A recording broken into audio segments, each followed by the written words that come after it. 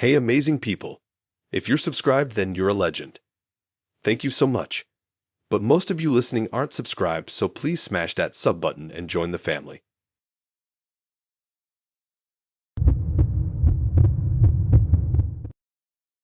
You know what they say, you will always remember your first date.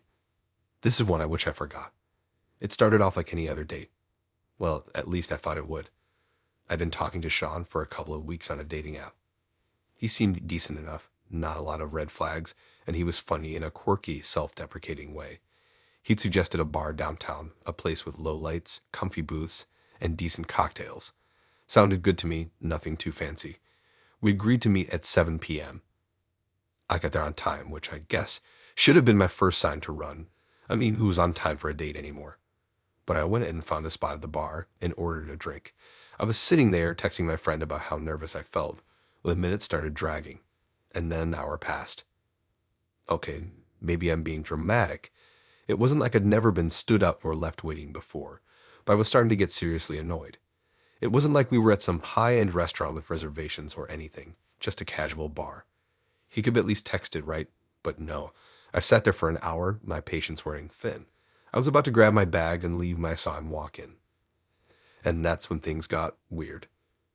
Sean strolled in like he owned the place. He was dressed in a sharp black suit, too sharp for a casual bar, honestly, like he was ready to walk into a high-stakes poker game or a mafia meeting. I know that sounds dramatic, but I swear, he looked like he was about to sit down at a table with some sketchy characters, have a few drinks, and do something shady. The whole vibe screamed one-eyed gangster, and I wasn't sure if I should laugh or run. He didn't walk up to me right away. No, he did that slow, cool guy thing where he scanned the room like he was trying to figure out where his business meeting was. And then he spotted me.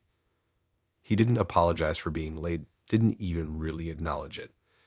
Instead, he walked over with this swagger, looked me up and down, and without a word, slid into the booth across from me like we were old friends. But the thing that stood out the most wasn't his suit or the fact that he was an hour late. It was the toothpick dangling out of his mouth. Seriously, a toothpick like he thought it made him look tough. He leaned back, sprawling his legs like he was trying to take up as much space as possible. I'm not even joking. His legs were so wide, it felt like I had to sit sideways just to fit in the booth. I kept glancing around, trying not to make it too obvious, but it was like he was performing, like he thought this whole thing was an act for some movie he'd seen. Every little thing he did screamed gangster wanted, and it wasn't even subtle. He didn't really say much at first, just gave me a nod like he was too cool for regular conversation. I tried to break the ice with some casual questions, but every time I spoke, he'd either give a vague response or shift the conversation toward himself, which I can deal with to a point. But he was acting like this was some serious business deal. He kept talking about deals he was working on, how he was connected in ways he couldn't fully explain, and how the city knew him like he was some kind of big deal. The whole time, that toothpick never left his mouth. It just bobbed up and down as he talked, like it was part of some bizarre performance. I don't know why, but it was honestly creeping me out. He had this look in his eyes too, like he was expecting me to be impressed by whatever he was saying. It was like he thought I was going to be amazed that he was talking about his connections, or whatever the hell that meant. I couldn't get a straight answer from him on anything. But it wasn't just a conversation. There was something else about his energy, this over-the-top machismo. Every time the waitress came by, he'd snap his fingers, point at her like he was running the place, and order like he was the head of a mafia. He wasn't rude exactly, but there was something unnerving about how he treated people around him like they were there to serve him. I don't know why I stayed. Maybe I was curious. Maybe I was hoping he'd snap out of whatever weird act he was putting on.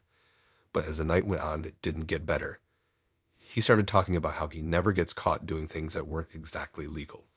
I didn't know if he was trying to be charming or intimidating, but it was making me feel uneasy.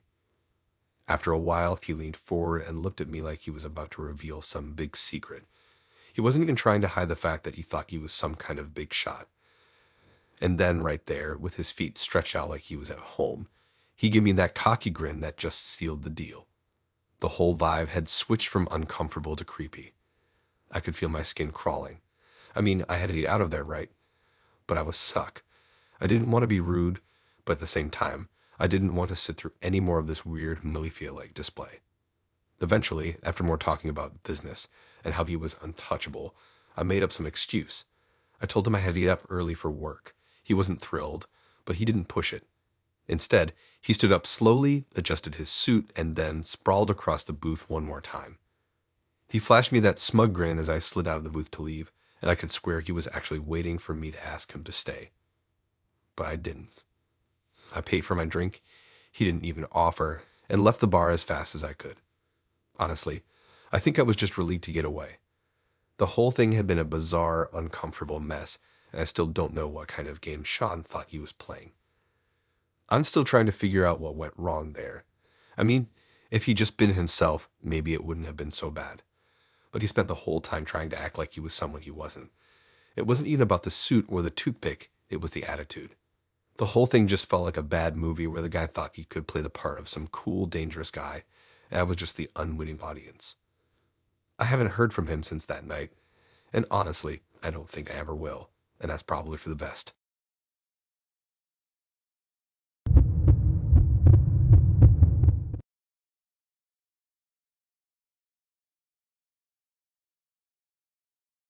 I never thought a simple date could go so wrong, so fast.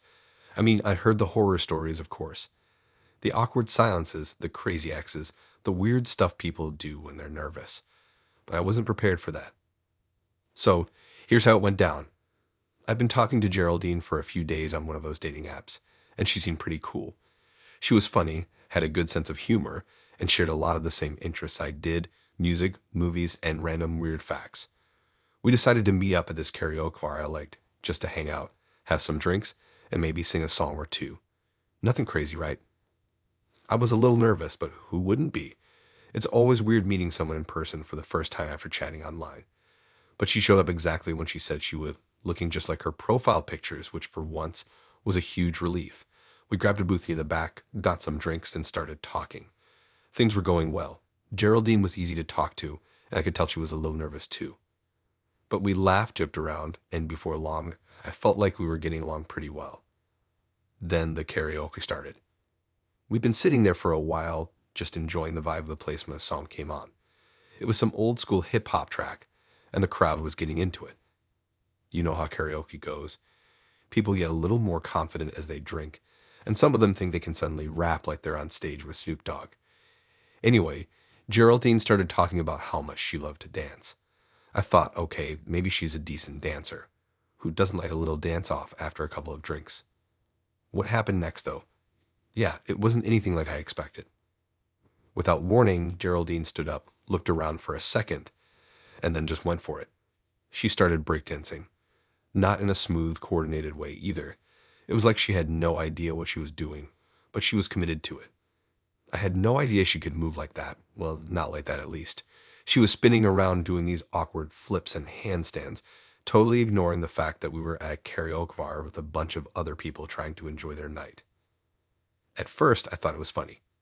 Like she was a little tipsy and just having a good time. I mean, sure, she wasn't doing it well, but who was I to judge? But then, it started getting out of hand. Geraldine spun one too many times, and the next thing I knew, she was moving in a way that seemed more like a flailing, uncontrolled mess than a dance. And that's what happened. She lost her balance. She wasn't close to the stage or anything, but there was a table just behind us. The people sitting there had their drinks on the table, chatting and enjoying the music. Geraldine, in her frantic, drunken dance, managed to knock over a whole drink, like a full one, right onto their table. It spilled all over the place. Their drinks were everywhere, and the guy at the table jumped up, shouting something I couldn't make out. I sat there, frozen for a second, just watching as this whole mess unfolded. Geraldine didn't even seem to notice what she'd done. She was too busy trying to recover from her fall, completely oblivious to the chaos she'd caused. It was awkward, like painfully awkward. People around us started staring. Some were laughing nervously, others just looking confused. I was mortified. The last thing I wanted to do was cause a scene, especially on a first date. I felt all my confidence from earlier just drain away. This was a nightmare. I didn't know what to do. Do I apologize to the people whose drinks she knocked over? Do I try to help Geraldine up, or do I just sit here and pretend I'm not part of this mess? Honestly, I don't know why I didn't just leave right there, but instead I tried to salvage the night. I helped Geraldine to her feet and suggested we go grab another drink at the bar. I thought maybe if we move away from the scene, things will calm down and we can just get back to enjoying ourselves. But Geraldine, she didn't seem to notice how uncomfortable everyone was.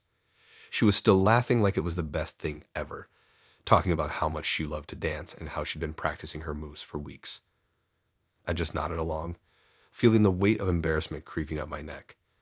We walked over to the bar, and I quickly ordered another round of drinks. I wasn't even sure if I could finish mine at this point. It felt like the whole atmosphere had shifted. I could tell people were still watching us from the other side of the room, probably gossiping about the girl who had just wiped out and ruined someone's night. I tried to steer the conversation away from her dancing skills, hoping we could talk about something else.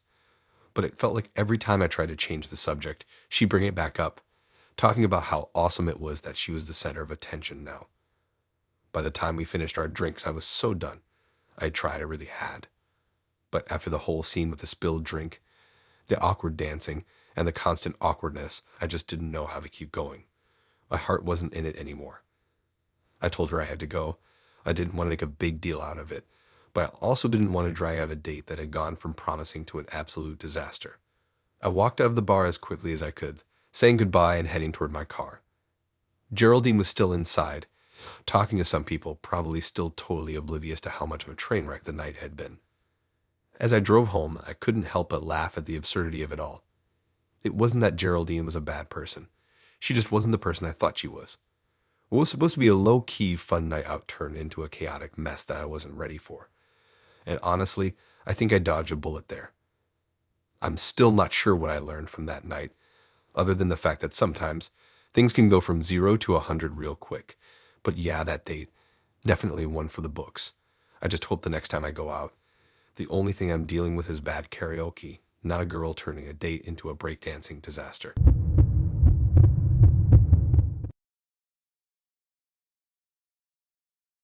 I still don't know if I should have left sooner or if I should have just stayed for the sheer absurdity of it.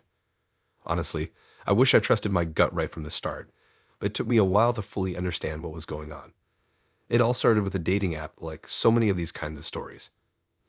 I've been talking to Dean for about a week. He was normal, I guess. The kind of guy who kept the conversation light. Asked the usual getting to know you questions, sent the occasional meme. He wasn't pushy or overly flirty, which was honestly a nice change from the weirdos I'd come across. He wasn't bad looking either. Tall, dark hair, a smile that seemed genuine in the pictures. The usual. I didn't feel like he was hiding anything, and he didn't give off any red flags at first, so after a few days I figured why not meet up. We decided on coffee. Simple, low pressure. I'd chosen a cozy cafe downtown that I liked. It wasn't too crowded, just a few people working on their laptops or meeting friends. We agreed to meet at 2 p.m., and I got there about 10 minutes early, so I grabbed a table at the window. Honestly, I was excited. Maybe a little nervous, but excited. It had been a while since I'd gone on a date, and the whole dating app thing was still new for me. But it seemed like this could be something. Dean showed up a few minutes later. He looked pretty much like his pictures, maybe a little less polished in real life. Not a big deal. He smiled when he saw me, and I did the whole awkward hi thing. We sat down, exchanged some pleasantries. He ordered coffee, I got tea, and we made small talk for a few minutes. What we did for work, our hobbies, stuff like that. It was the usual first date chatter, nothing strange. But then things took a turn. As we sat there, I noticed Dean seemed a little too intense. He kept making these long, direct eye contact stares, which, okay, I can handle, but something about it felt like he was analyzing me. It wasn't a normal kind of attention. It was like he was studying me. After about 10 minutes of back and forth conversation, he suddenly slid something across the table. At first, I didn't even register what it was. I thought maybe it was a receipt or something. But when I looked closer, it was a small piece of paper folded in half. I raised an eyebrow and glanced at him, a little confused. His face was serious, almost too serious, like he was waiting for me to read it. There was no warmth, no joking around. It felt weird. I unfolded the paper, and what I saw made my stomach drop. The paper had 3 questions written on it, typed in some strange font, like it was a form or a questionnaire. And beneath the questions, there was a line where my name was supposed to go. I just stared at it for a moment, thinking I must read it wrong. But no, it was still there. In black and white, clear as day. The questions were. Question 1 was, do you have to take medication to function? 2 was, have you ever gotten a DUI? And 3, have you ever been arrested? And beneath that in bold was a line for me to sign my name. I was stunned. I stared at the piece of paper for a long time, unsure what to do. What was this? Some kind of joke, but Dean was just sitting there waiting. His hands were folded on the table, his expression still unreadable. I couldn't believe it. My mind was racing trying to figure out what the hell was going on. Let me be clear, I didn't have anything to hide. I'm not perfect, but I've never been in trouble with the law. I don't take any medication, and I wasn't going to sign anything that felt off. But it wasn't even about that. It was the sheer audacity of it. The fact that this guy, whom I barely knew, had just handed me a weird, intrusive questionnaire like it was a normal thing to do on a first date. The more I thought about it, the more my stomach turned. This wasn't just odd. It was flat out bizarre. Who does that? Who makes their first date a weird interrogation? I looked up from the paper, and Dean was still waiting. Still watching me, like he was expecting me to sign it. His eyes were intense, like he was studying me to see what I would do. But I couldn't do it. I just couldn't. This felt like a trap, like some weird test. I didn't know what he was trying to get out of me, but I wasn't about to play along. I pushed the paper back across the table without saying anything. He didn't react immediately. He just blinked like he was expecting me to sign it. But now that wasn't, he didn't know how to respond. The silence stretched for a moment, and I could feel the tension in the air. It was like a heavy weight, and I wasn't sure what was coming next. I didn't want to stay to find out. I didn't know if I was being paranoid, but something told me I needed to get out of there. Fast. I stood up, grabbed my purse, and without saying a word, I turned and walked out of the cafe. I didn't look back. I didn't want to know what he'd say or if he'd try to stop me. I just needed to get away from him. I stood outside for a second, trying to catch my breath. It was one of those moments where I was almost in disbelief. Like, did that just happen? Did that really happen? I was so freaked out by the whole thing, but I knew I couldn't go back inside. That was it. I never heard from Dean again after that, and honestly, I wasn't exactly hoping for a message. I didn't know if he was testing me or if he was just a weird guy with strange ideas about dating. Whatever the case, I wasn't sticking around to find out. Now, every time I meet someone new, I can't help but remember that day.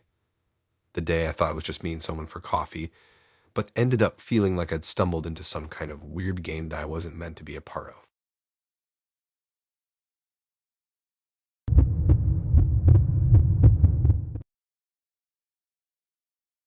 I'll be honest, I still can't figure out if it was something I did, or if I just got caught up in some kind of messed up situation. All I know is that it started off as one of those finally somewhat decent moments, but it ended with me sitting alone in a restaurant, wondering if I'd stepped into a weird version of a horror movie. It all started a couple of weeks ago when I matched with Ola on a dating app. She was cute, easygoing, and we seemed to vibe right off the bat. Her profile said she loved indie movies and was always down for good food. And honestly, that sounded perfect to me. I mean, what could go wrong, right? We decided to meet up at this small, cozy restaurant in the city. It wasn't the usual fancy kind of place, but it had a good reputation for its chill vibe and great food. I walked in a little early just to make sure I wasn't the awkward one. I grabbed a seat by the window and ordered a drink to settle my nerves. A couple of minutes later, Ola showed up, looking just like her pictures, maybe even better in person. She had this calm aura about her, which made me relax right away. We talked for a bit about the usual stuff, where we grew up, how we ended up in the city, that kind of thing. At first, everything seemed normal. She laughed at my jokes, and I thought she seemed pretty chill. Honestly, I was starting to feel like I'd found someone who was actually real, like she wasn't just saying all the right things, but actually meant them. But then, about halfway through dinner, the conversation started to take a turn. She started talking about her ex, and at first, I wasn't too thrown off. I mean, it's normal to talk about past relationships when you're dating someone new, right? I didn't think much of it until she got a little intense about it. She started telling me about how her ex had been controlling, how he would text her all the time, even after they'd broken up. It wasn't even a normal we're friends now kind of breakup, more like she was still haunted by this guy, emotionally stuck in the past. And then, right as she was in the middle of this long rant, her phone buzzed. She looked down at it, her face going totally still for a second. I don't know if it was just me, but I could tell something shifted. I tried to brush it off, thinking it was probably just a random message, but she kept glancing at her phone, not even hiding the screen from me. And there it was, A text from her ex. At that point, I felt weird. She didn't even try and pretend it wasn't happening. It was like she couldn't resist whatever weird connection was still there. Sorry, I need to check this, she said, her fingers flying over the screen. I sat there staring at my food, unsure of what to do. I tried to ignore it, but I couldn't. It felt like I was witnessing some sort of emotional drama play out right in front of me. The whole thing started to feel uncomfortable. I told myself it was probably just me overthinking it, but then she got up and walked toward the bathroom, phone still in hand. I wasn't sure if I should just leave or if I should wait for her to come back and try to salvage the night, but something told me to give it a chance. I'd been on enough dates to know that things sometimes went weird, but you have to give people the benefit of the doubt, right? I sat there for what felt like an eternity, swirling my drink around and trying not to overanalyze the situation. But the weirdness kept creeping in, and I couldn't shake it off. I went to the bathroom myself, trying to clear my head. It felt like the whole night had taken a sharp left turn, and I wasn't sure how I ended up on this road. When I got back to the table, though, she was gone. No note, no goodbye, no text. Nothing. Just an empty chair across from me and the faint sound of the restaurant's background chatter. I stood there for a second, half expecting her to walk back through the door, maybe laughing about how she needed a breather. But she didn't. I stood there for another minute just trying to piece together what had happened. It didn't make sense. She was fine when she left the table, and then just like that, she was gone. I checked my phone. Nothing. No message, no reason, no explanation. My first instinct was to leave right then and there, but for some reason I stuck around for a bit. Maybe it was some weird sense of hope, or maybe I just didn't want to admit how strange everything had gotten. But after another 15 minutes of sitting there, still no sign of her, I just paid the bill and walked out. I texted her, asking if everything was okay, but all I got was a sorry and I had to leave response a little later. No further explanation. That was it. I guess, in the grand scheme of things, it wasn't the most dramatic ending to a date, but something about it didn't sit right. She just vanished.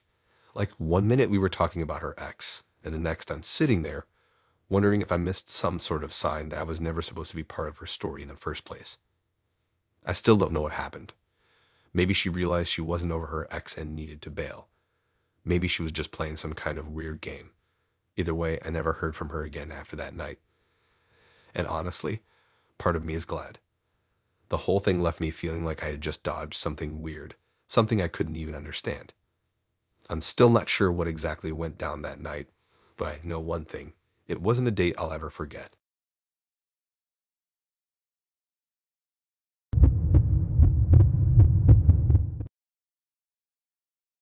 I honestly don't even know where to start with this one. It was supposed to be a simple date, just a casual hangout. Go to a nice little cafe, have some coffee, maybe talk about stupid stuff like movies or whatever. But it ended up being one of the weirdest, most unsettling things that's ever happened to me. And looking back on it, I can't help but wonder if I should have seen it coming from the start. So, I met Nathan on a dating app. Honestly, he seemed like a decent guy. He had that kind of vibe where he wasn't trying too hard, but still seemed genuinely interested. He wasn't pushing any weird topics, he wasn't sending creepy messages, and he wasn't doing the whole you up thing. He was normal. At least, that's what I thought at first. We decided to meet up at this coffee shop that I liked. It wasn't one of those pretentious places with overpriced drinks, but it had a nice, cozy feel. The kind of place where you could just hang out without feeling like you were being judged. I got there first, sat down at a table by the window, and just waited for him to show up. He didn't take long, though. Nathan was punctual, which was a good sign. He walked in, looked around for a second, and then spotted me. He smiled, came over, and we did the awkward hi thing before sitting down. We got talking. Small talk at first, nothing out of the ordinary. He asked me about my job, I asked him about his. He made a joke about how he hated his job but didn't do anything about it, and I laughed because, honestly, I could relate. Everything seemed normal, no red flags. I don't know why, but something about him made me feel comfortable enough to open up. I told him about my past relationships, how I was just looking for something real and not a hookup, which felt a little risky because you never really know what someone's after on these apps. But Nathan seemed to be on the same page. He didn't seem like a guy who was just trying to play games. He was easy to talk to.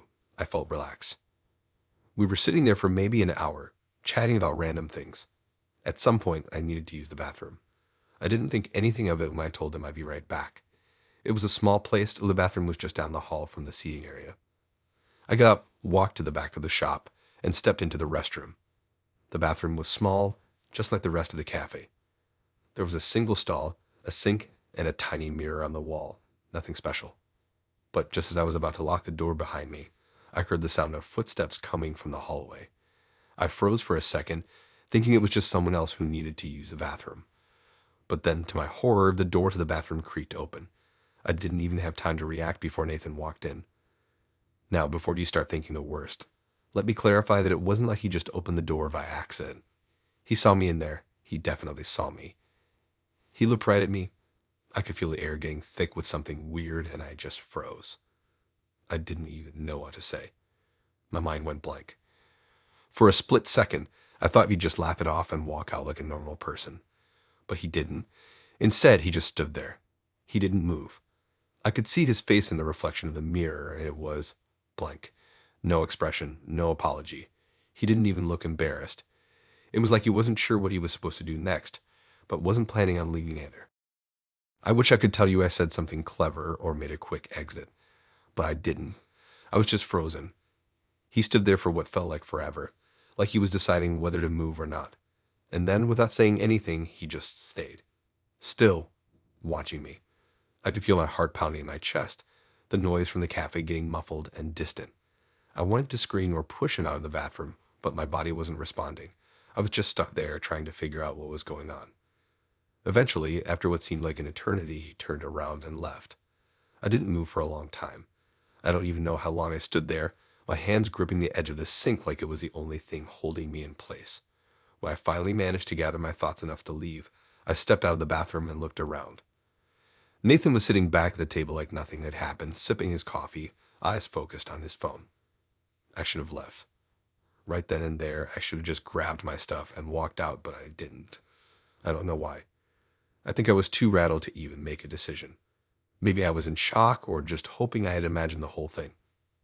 I went back to the table and sat down. Nathan didn't mention anything about what had just happened. He didn't act weird, didn't apologize. It was like the bathroom incident never even happened. We talked for a few more minutes, but I wasn't really paying attention anymore. I was too busy running the events of the bathroom over in my head. I made up some excuse about needing to go, grabbed my purse, and left. As I walked out, I felt his eyes on me, but I didn't look back. I thought about texting him later, asking him what the hell was going on, but I never did. Honestly, I don't know what I would have said. I didn't even want an explanation. I just wanted the whole thing to disappear. It didn't feel like a mistake. It felt like something worse. Something creepy. I guess I never really learned what was going through Nathan's head that day. I don't think I ever will. But one thing's for sure. I'll never forget that feeling of someone being just a little too comfortable, a little too casual about crossing lines. That's the kind of thing that sticks with you.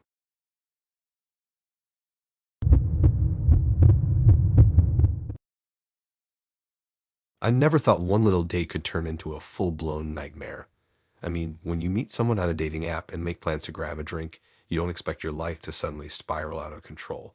But that's exactly what happened after my date with Selena. It started off like any normal evening. We met at this small bar downtown, just a casual place with dim lighting and a nice vibe. Selena was cute, and we hit it off pretty quickly. We'd been texting for a week before meeting up, so we had a decent amount of small talk to work with. She seemed nice enough, nothing out of the ordinary. She smiled, I smiled, we ordered drinks, and the conversation flowed.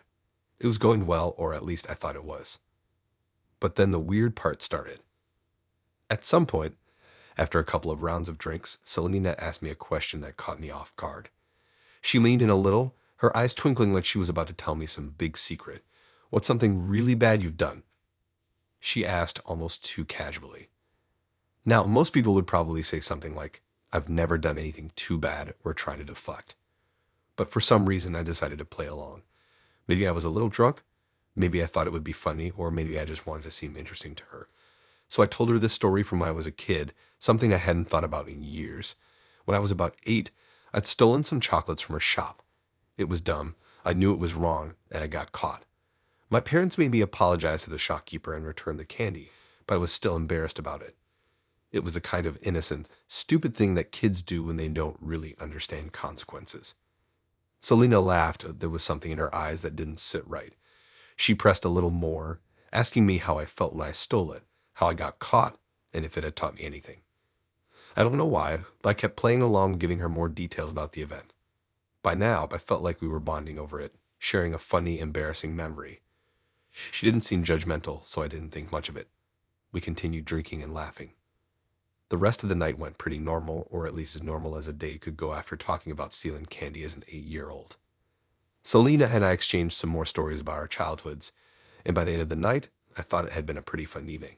She didn't seem weird or creepy, and I didn't think I was walking into some bizarre situation. I said goodbye, we exchanged numbers, and I left the bar feeling pretty good about it all. Then the next morning, things took a turn. I was still in bed when my phone rang. I glanced at the screen, seeing an unfamiliar number. I almost ignored it, but something told me to pick up. I don't know why, but I did. It was the police. Apparently, someone had filed a report claiming that I had stolen something from a store. The officer on the other end of the line was asking me about the incident, trying to get details. At first, I thought it was some kind of prank, like maybe a friend was messing with me. But when the officer asked me about the specifics of the theft, I realized this wasn't a joke. It was real. They didn't say much more at that point, other than to ask me to come in and clarify things. I was confused, of course. What could I possibly have stolen that would be worth involving the police? I hadn't taken anything in years. Then the officer dropped a bombshell. The report came in after my date with Selena. Suddenly, it clicked. I'd told her that story about stealing chocolates when I was 8, and now someone had made a report about it. Someone had apparently gone out of their way to file a police report about a petty theft from years ago. But who? Why? And why would they think it was necessary to bring it up now, all these years later? The officer didn't give me much info, but the implication was clear. Someone was using that story against me. I tried to calm myself down, but my heart was pounding. I thought back to the date. Selena had asked me to reveal a dirty secret, and I had given her something harmless, something from my childhood. But now something was off. Selena had been way too interested in that story, and she had pressed me for more details. Was this some kind of game? Had she gone to the police to cause trouble for me? I spent the rest of the morning in a state of panic, trying to piece together what was happening. I'd never had any legal trouble, never been involved in anything that would cause a real issue. But now I was being dragged into a situation where I might have to explain a harmless childhood mistake to the cops. I knew they'd eventually figure out it was a stupid minor theft that was long behind me, but it didn't change the fact that someone had made the decision to report it. I did what I had to do. I went to the police station, explained everything about the chocolate theft, and they seemed to let it go, but that wasn't the end of it.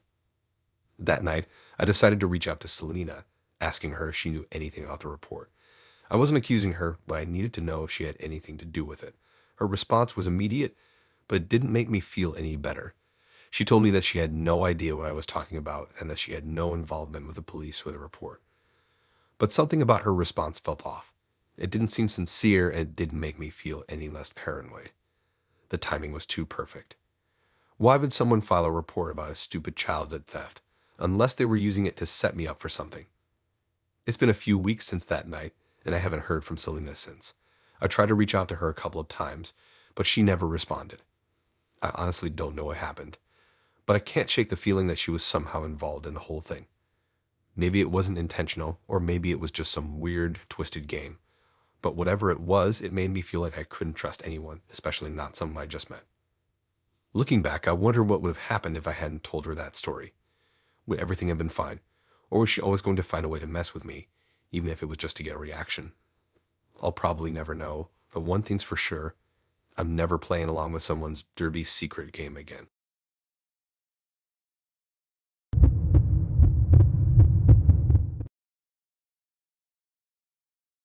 It was one of those perfect first dates. You know the kind. Easy conversation, lots of laughter, no awkward silences, and mutual vibe that felt comfortable. I met Steven through a friend of a friend. We hit it off immediately. He was funny and had this natural confidence that didn't come off as arrogant, and he seemed to genuinely care about the things I said. We had dinner at a quiet little spot downtown, the kind of place that wasn't too crowded, but still had just the right energy. We talked about everything from our favorite movies to the dumbest things we'd done as kids. Honestly, the whole night felt so easy. By the end of it, I was pretty excited to see where things could go. After dinner, we took a walk along the river, just chatting like we'd known each other for years. It felt so normal, like two people who had already crossed the awkward stage and were comfortable enough to just be themselves. I was a little tipsy from the wine, but nothing crazy. The vibe was good, I was laughing, and he was cute in that kind of boy next door way. When he dropped me off, I felt a flutter of hope. Maybe this could be something. A few minutes after I got inside my apartment, I had a message from him thanking me for a great night. We texted back and forth for a bit, and then I went to bed, smiling at how well the day had gone. The next day, I couldn't stop thinking about him. I guess you could say I was intrigued, which led to what I thought would be a simple Google search. Just a quick glance to make sure he wasn't hiding anything super weird, like a long criminal record or an ex-wife he forgot to mention. The usual stuff. But what I found was definitely not what I expected. I typed his name into Google, and the first thing that popped up was a news article from a few years ago. The headline grabbed my attention. Local family in tragedy as young man is killed, brother arrested for murder. My stomach dropped, and I clicked on the link before I even realized what I was doing. The article detailed a tragic event involving his family, something so shocking that it had been covered by several major news outlets at the time. His brother had been accused of murder, not just any murder, but a high-profile one, the kind of thing you see in documentaries. It was a case that had been in the headlines for months. I felt my heart rate pick up as I read the details. His brother had allegedly killed a man during some kind of altercation that escalated out of control. The case had dragged on for a while with a lot of media attention. The whole thing sounded like it came straight out of a crime show, messy, tragic, and filled with drama. But the kicker was the part about Stephen. According to the article, he had been very involved in trying to help his brother during the trial. There was even a picture of him standing beside his family in the courtroom, his face strained with tension. I kept scrolling through different articles, each one mentioning Stephen's name, his involvement with his brother, and his public appearances as the case unfolded. Apparently, he was famous for being the good brother, the one who stood by his family despite everything. There were interviews where people talked about how brave he was for being there for his brother, even when everyone else turned their backs. But none of the articles mentioned much about him personally. They all focused on the crime and the trial. I couldn't stop reading. I knew he had mentioned his family during dinner, but it had all been pretty vague. He never went into detail. I thought it was just family drama, something everyone has, but this was so much darker than I could have imagined. I felt a mix of confusion and disbelief. How had he never mentioned any of this to me? Was he trying to hide it, or was it just something he didn't want to talk about? Either way, it was clear he was tied to a tragic event in a way I hadn't expected. I sat there for a while, staring at the screen, trying to process everything. I started to feel a little sick. The guy I had just spent an evening with, laughing and joking, was somehow connected to this dark, ugly story. I didn't know what to think. Should I even go on a second date with him? Or should I walk away and pretend this never happened? Part of me was curious. I had spent the whole night thinking he was just a normal guy with a good sense of humor, but now it felt like I was looking at him through a different lens. He had this whole other side to him, a side I never could have guessed, and I wasn't sure I could handle it. After sitting with it for a bit, I decided to text him. Nothing too deep, just something casual. I asked how his day was, hoping to keep things light. He replied almost instantly, like he'd been waiting for my message. We talked about how our days were going, and it was like nothing had changed. He was still the same guy I met the night before. Charming, funny, easy to talk to. But now, with the knowledge I had about his past, every word felt like it was coming from someone different. I wasn't sure how to react. How do you treat someone you just met when you know something so heavy about their past? I didn't ask him about it. I wanted to, part of me desperately wanted to know what had really happened, but I was too afraid of how he might react. I didn't want to bring it up and ruin what little connection we had left. Instead, I kept it light, kept the conversation casual. But in the back of my mind, I kept thinking about the articles, the court photos, the way he must have lived through all of that. It's been a couple of weeks since that night. We texted here and there, but I haven't made any plans to see him again. Honestly, I'm torn. Part of me wonders if I'm overthinking it, but another part of me can't ignore that I'm not equipped to deal with the kind of baggage he's carrying. I want to be supportive and understanding, but I can't help but wonder if I'm just getting involved in something too complicated for me to handle. For now, I'm just letting things be, But the more I think about it, the more I realize that a simple Google search might have changed everything. Maybe that's the lesson here. Sometimes curiosity can uncover things that you're not ready to deal with. And now I'm left wondering if I should have just stayed in the dark.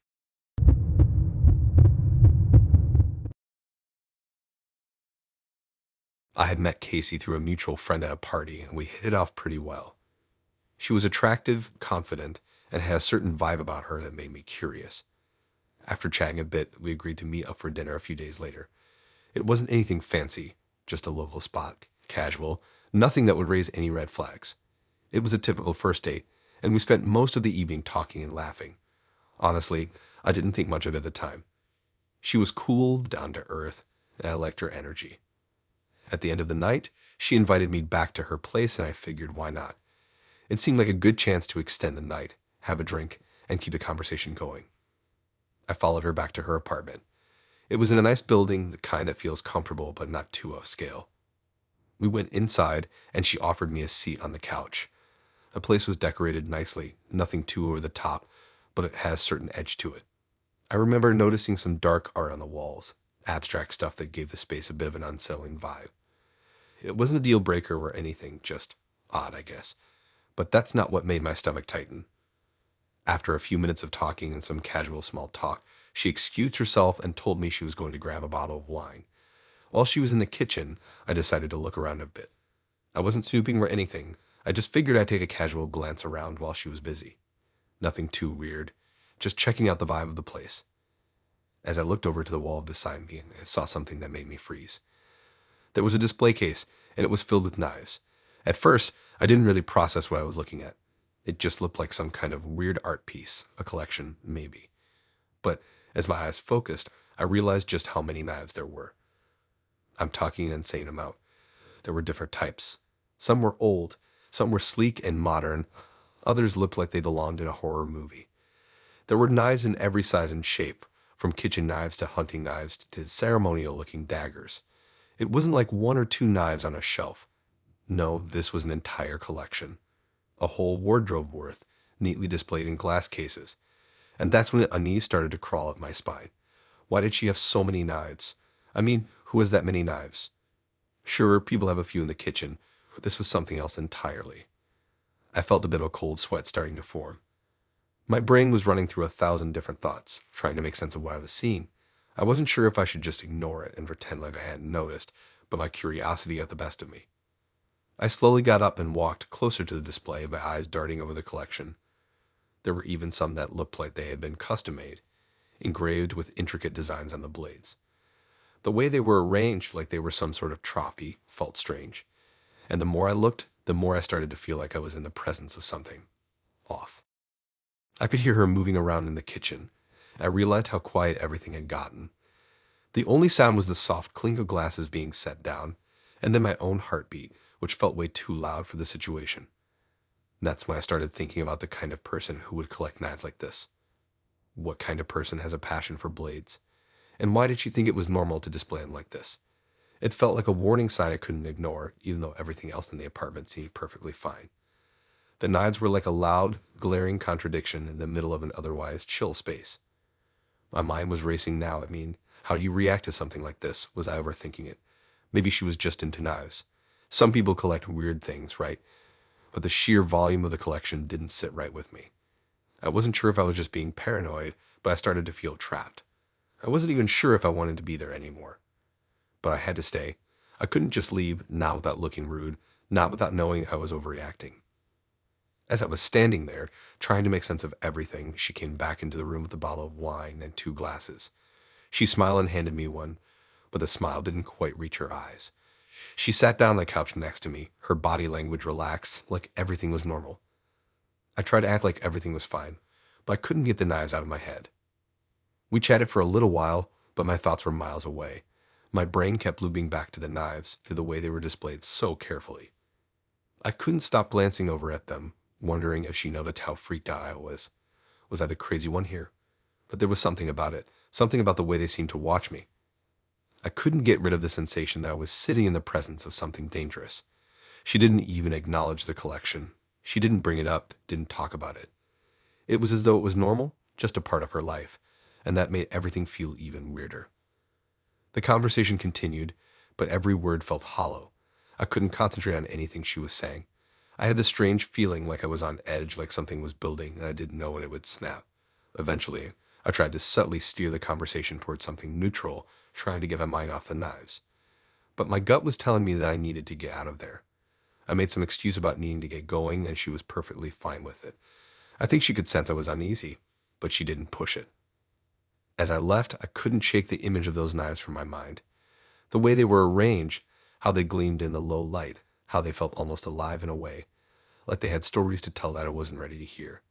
I didn't look back when I left her place, but the whole night just left a bad taste in my mouth. It wasn't even about her, it was about that collection. I don't know what it meant, but I knew that I didn't want to be anywhere near it. I can't help but wonder what her deal is with those knives.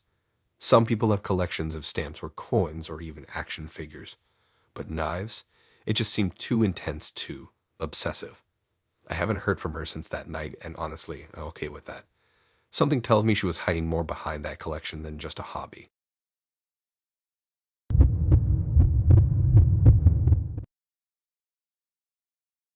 I can't say I saw it coming.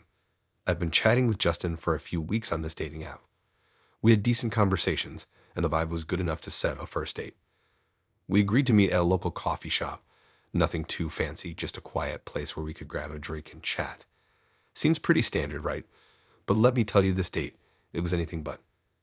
I showed up a bit early, nervously checking my phone and scanning the crowd for someone who resembled his profile pic. I'd never really met anyone in person from an app before, so I was feeling all those typical butterflies, plus a healthy dose of anxiety. I was trying to remind myself it wasn't a big deal, that I'd just go in, grab coffee, and have a normal conversation with a guy I'd been talking to for a while. The doorbell chimed as the door opened, and in walked a guy who, at first glance, didn't really match the picture I'd seen of Justin. He was taller, with darker hair, and seemed kind of scruffy.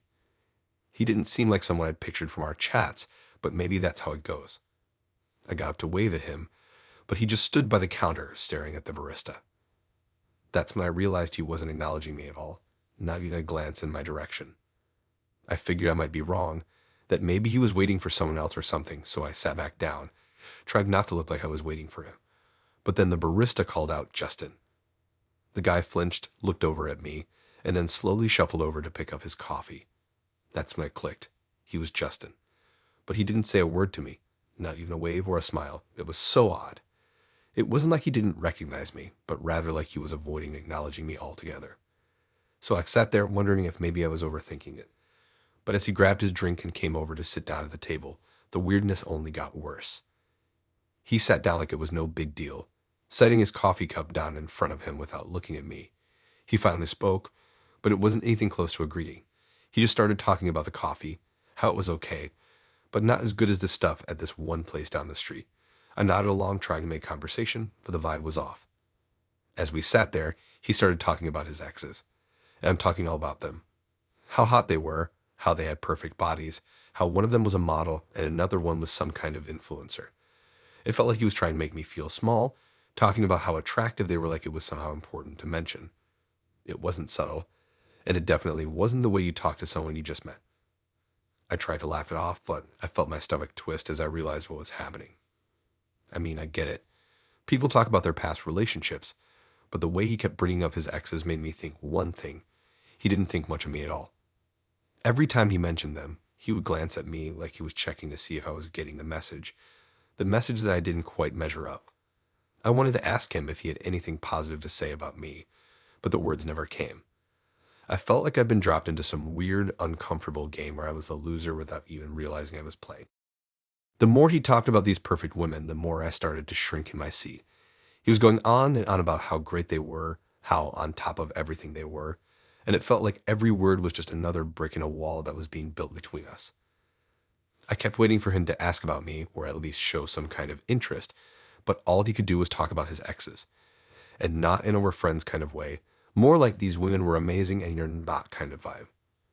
But then, right as I was thinking that maybe I was overreacting, he dropped the bomb. You know, he said, leaning back in his chair, I think you make a great friend. You're cool, but not really my type. I stared at him, unsure if I had heard him right. Great friend? Was that the compliment? He wasn't even trying to be subtle anymore. He was literally saying I was cool, but not attractive enough to be anything more. My stomach twisted into knots. I sat there not sure how to respond, my mind racing with thoughts of just how messed up this situation was. It was like a punch to the gut, but worse because it was so calculated. It wasn't just a bad first date. It was a date where I wasn't even considered enough to be respected. He was treating me like some kind of consolation prize after his exes were no longer around. But what bothered me the most was that I didn't say anything. I just sat there trying to process what had just happened. I couldn't believe it was real, but it was.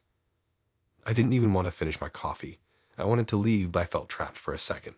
I was still trying to figure out what the hell had just happened, and whether I had misinterpreted the situation. But deep down, I knew I hadn't. He was looking at me, waiting for me to say something, probably thinking I would be flattered by his friend comment. I took a deep breath and stood up, grabbing my bag. I didn't even say goodbye. I just walked out of the coffee shop, trying not to run but wanting to get away as fast as I could. It wasn't that I was angry at him. It was more that I was shocked. I couldn't believe that someone could be so blatantly rude and clueless about how they were making someone else feel. By the time I got to my car, I felt like a weight had been lifted off my chest. I wasn't going to let some guy who couldn't even see me for who I was make me feel like crap. It sucked that the date turned out that way, but honestly, it was a blessing in disguise. I didn't want to be with someone who couldn't even see me as anything more than a great friend. I haven't heard from Justin since. I deleted my dating profile a few days later. I figured if that's what dating apps were like, I didn't need it. I had enough of that nonsense. I wasn't going to waste any more time on people who couldn't appreciate who I really was. At least now I know better than to let someone like that make me feel small.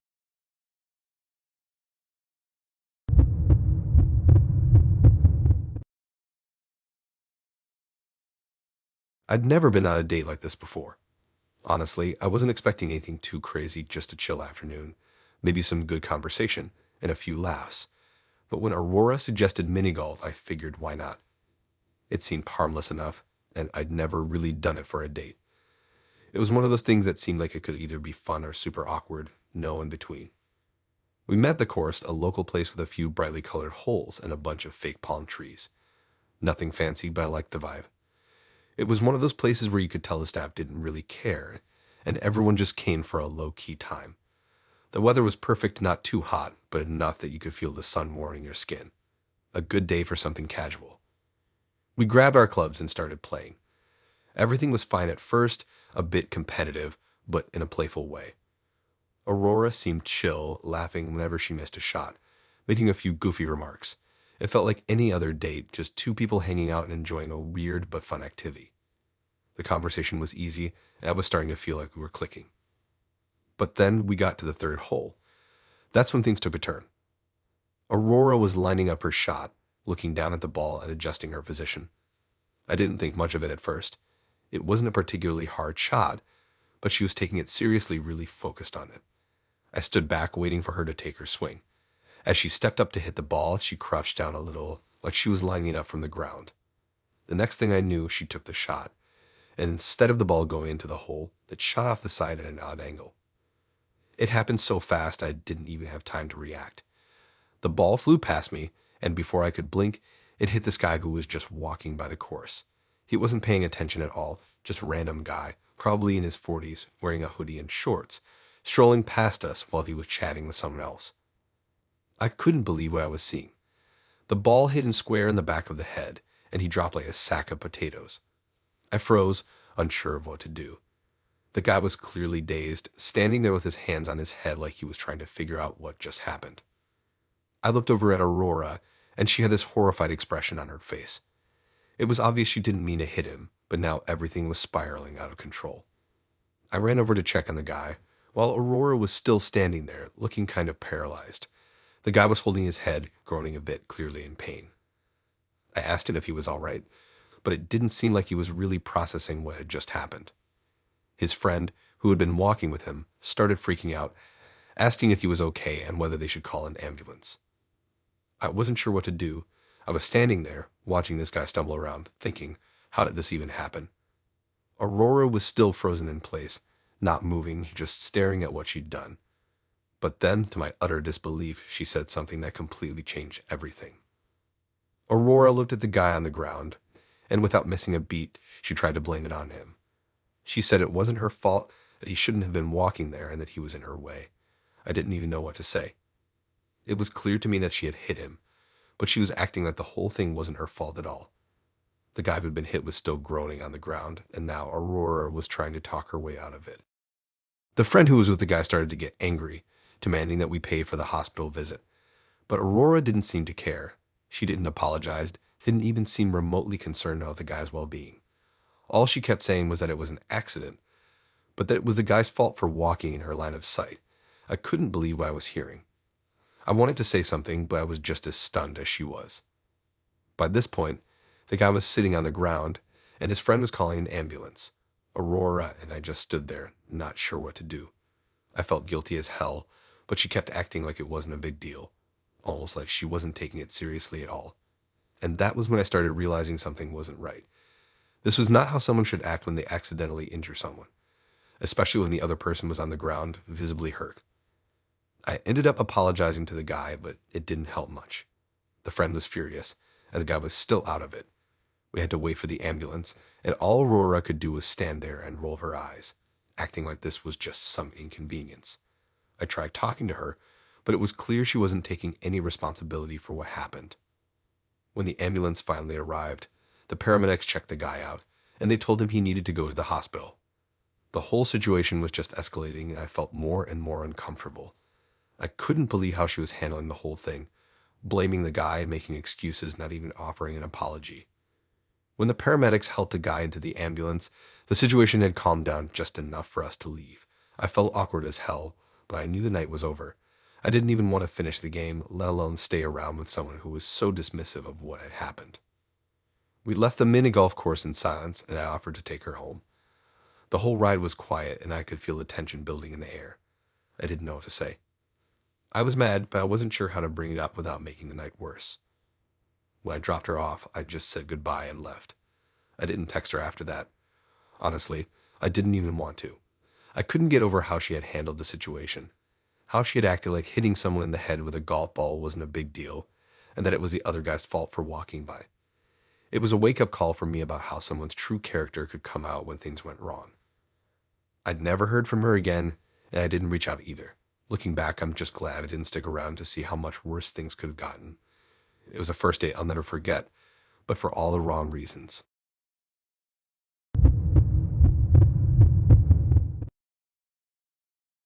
It's funny how a simple slip of the tongue can change everything. I'd never thought mispronouncing one word could completely ruin a date, but that's exactly what happened to me with Tommy. It was supposed to be a fun night, a nice dinner, maybe some good conversation, but from the moment I made that mistake, everything went downhill fast. I still remember how everything shifted the second I opened my mouth wrong. It's stuck with me ever since. I met Tommy on a dating app, and honestly, the first few conversations were fine. He seemed normal enough, a bit on the quiet side, but I liked that. We both agreed on a cozy little Italian restaurant downtown. I was excited, but also a little nervous, like you usually are on a first date. I was hoping for a laid-back evening where we could just get to know each other better. I didn't expect anything crazy. We arrived at the restaurant, and from the start, Tommy seemed all right. He opened the door for me, smiled, and led me to our table. The place was nice. Dim lighting, red checkered tablecloths, and that classic Italian vibe. I liked it. It felt homey, the kind of place you could relax and enjoy your food without worrying too much about being fancy. The waiter handed us the menus, and as I scanned it, I'd noticed something that caught my eye. It was a dish I hadn't tried before, so I pointed to it, thinking I'd look adventurous. I tried to sound confident when I said it, but I stumbled over the name.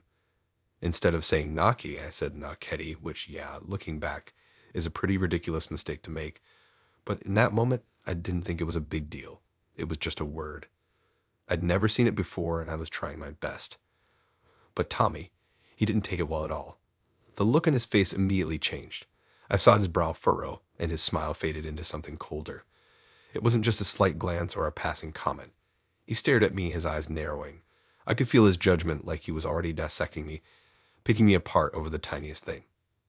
At first, I thought I'd misread it. I mean, who would get upset over a simple mispronunciation? But then he opened his mouth, and it felt like the world tilted. "Don't you have any education?"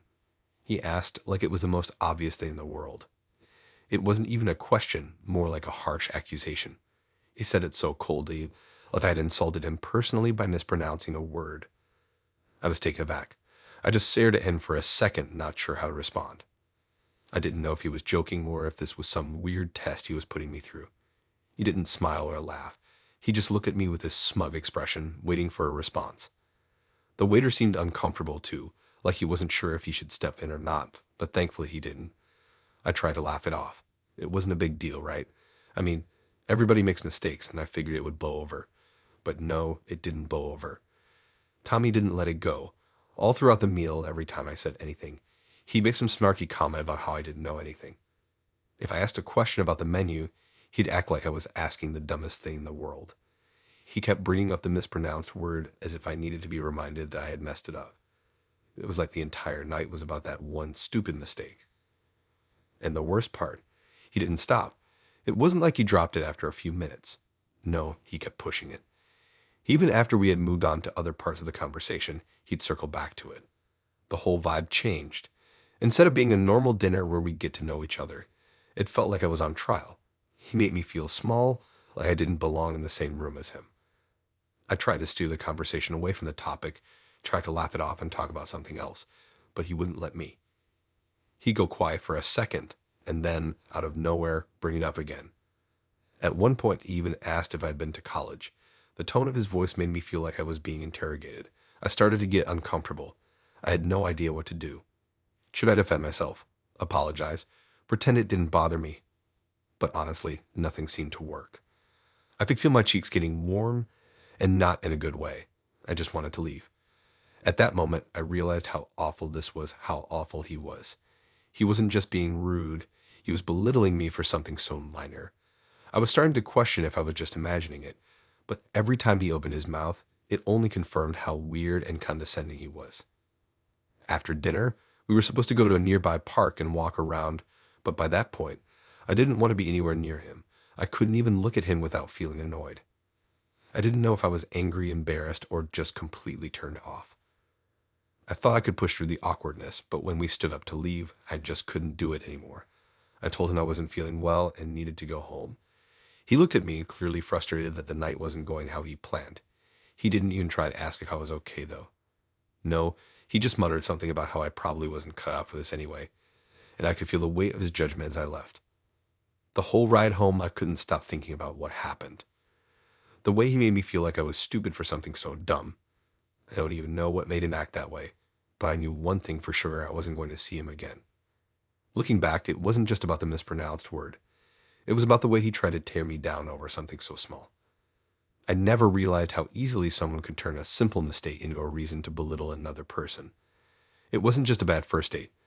It was a wake-up call about how some people think it's okay to act superior, even when they have no reason to be. I still don't get why he couldn't just let it go. And the worst part, I don't think he even realized what he'd done. That night, I left thinking that I had learned more about him than he could ever teach me.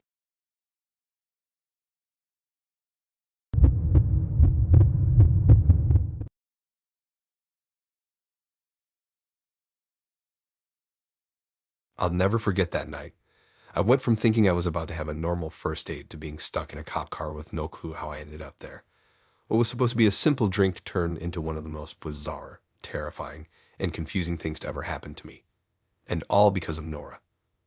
We had met on a dating app, and after chatting for a few days, we decided to meet up for a drink. She seemed cool in the texts, witty, smart, a little sarcastic. So when she suggested meeting at this low-key bar downtown, I was all in. It was the kind of spot you'd go to for a relaxed vibe, not the type of place where anything could go wrong. I showed up at the bar, and there she was, sitting at a small table near the back. She was pretty, tall, dark hair, and a smile that made it hard not to notice her. We said our hellos, grabbed a drink, and settled into conversation. We talked about the usual stuff: work, hobbies, random stuff that didn't matter much, but it was easy. I was comfortable, and she seemed to be enjoying herself too. We laughed, we talked about dumb things from our childhoods, and I felt like we were really connecting. Then, as the night went on, she suddenly said, "Hey, I want to go for a ride in my car." I don't know why, but the thought of getting into her BMW felt like an adventure. Maybe it was the alcohol or the fact that I thought we were having a good time, but I said yes without thinking too much about it. She smiled and let me outside. It was pouring rain, the kind of storm where the rain hits so hard it feels like you're standing under a waterfall. But Nora didn't seem to mind. She opened the door to her BMW, a sleek, black car that looked way too expensive for someone she seemed to be. She was still in good spirits, joking around as we climbed in. Honestly, I was a little buzzed, and the storm made everything feel a little unreal, so I was just kind of going along with it. Once we were in the car, she took off down the street. She seemed pretty confident behind the wheel, which made sense since she looked like she knew what she was doing. But then things started to get weird. At first, I didn't think much of it. The rain was coming down hard and the streets were slick. But as she sped through the roads, I noticed how reckless she was. The tires of her car screeched as she took turns too fast. The windshield wipers struggled to keep up with the downpour, and every time we hit a puddle, the car seemed to lurch forward like we were going to spin out. But she was smiling the whole time, like it was a game. "Are you sure you're okay to drive?" I asked, and it came out half jokingly, half concerned. She just laughed and floored the gas pedal. I swear, I could feel the car shift as she pushed it faster and faster down the slick streets. I could tell she wasn't drunk, but there was something else. Something about the way she drove, like she was almost daring fate to catch up with her. It was thrilling, but it was also starting to make me nervous. Then, out of nowhere, she swerved sharply to avoid another car. I couldn't even process what was happening before her car hit a concrete barrier on the side of the road. The whole car jolted forward like we hit a brick wall. I was thrown against the seatbelt, my chest slamming into it as the airbags exploded around us. The car screeched to a halt, and I just sat there in shock, staring at the crumpled hood and wondering what the hell had just happened. I was still trying to wrap my head around it when I heard sirens. The flash of blue lights filled the car, and I turned to look at Nora, expecting her to be freaked out. But she wasn't. She was still smiling like she thought this was some kind of joke. I couldn't understand how she could be so calm after just wrecking her car. The sound of approaching police cars grew louder, and before I knew it, officers were at the window, asking us to step out of the vehicle. The next few minutes were a blur. They took Nora away in cuffs, and I stood there in the rain, trying to process what just happened. It turned out she was arrested for reckless driving, but the weirdest part was she didn't seem all that worried. I was still in shock trying to piece everything together. How did I go from having a drink in a bar to being in a police parking lot with a totaled car? They asked me if I needed medical attention, but I was fine, just shaken up. They took my statement and made sure I wasn't involved in whatever had just gone down, then they offered to drop me home. At this point, I didn't even know if I was supposed to be angry, confused, or relieved. I didn't even know who this girl was anymore. The whole night felt like some kind of twisted dream. The ride back to my place in the cop car was awkward. I couldn't stop thinking about how fast everything had gone south. The rain was still pouring, and I just kept replaying the crash over and over in my mind. Why had she done that? Why had she taken me on that ride? It felt like everything had been leading up to that moment, and I was just a passenger in a story I didn't want to be part of. When the cop finally dropped me off at my apartment, I stood there in the rain, staring at my building for a long time, trying to make sense of everything. I had met her for a drink, and now was standing in front of my place, wet, confused, and alone. The whole thing felt unreal, like a nightmare I couldn't wake up from. I still haven't heard from Nora, and honestly, I don't think I want to. I don't know if she was just looking for attention or if she was dealing with something deeper, but either way, that night was enough to make me rethink ever getting into a car with someone I barely knew again. It's funny how quickly things can go from normal to terrifying. And for me, that first date with Nora will forever be a reminder of how quickly things can go from fun to seriously messed up.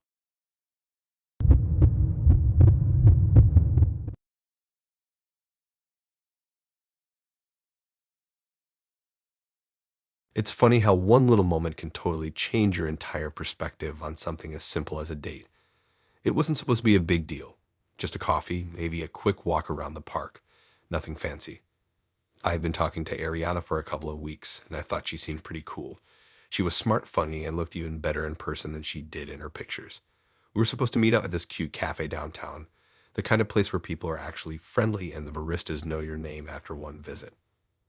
When I showed up, I was a little early just to avoid that whole awkward am I too early or too late moment. I found a table near the window, and I was already scanning the room for her, kind of anxious to see what she was like in real life. We texted a lot, but there's always a difference between online conversations and face-to-face interactions. Ariana came in about 10 minutes later. She smiled when she saw me and walked over, and I immediately felt a bit better. She looked even better in person. Her hair was all wavy, her eyes were bright, and she had a natural, laid-back vibe about her. We exchanged hellos, she ordered her drink, and we sat down. Things started off well. She was talking about her job. I was telling her about some of the stuff I was doing, and for a while, it felt like we were just two people having an easy conversation. Nothing special, but nothing weird either. And then it happened. She had this big cup of coffee in front of her, one of those cups that's way too big for your average human being. I didn't think anything of it at first, but as we were talking, she kind of shifted in her seat, and that's when it happened. Her hand, holding the cup, slipped. The cup tipped over, and in the blink of an eye, the entire thing was in my lap. Now, I'm not talking about a little spill. I'm talking full-on hot coffee, like really hot. I don't even know what temperature that stuff was, but I immediately felt like my skin was on fire. My brain couldn't even catch up with what was happening. I stood up fast, way too fast, but all that did was make it worse. The coffee spread everywhere, on my jeans, my legs, and most painfully on my crotch. It burned. It burned so bad that I could feel my pulse in the heat of it. I could hear Ariana apologizing over and over again, but it was like the sound was far away.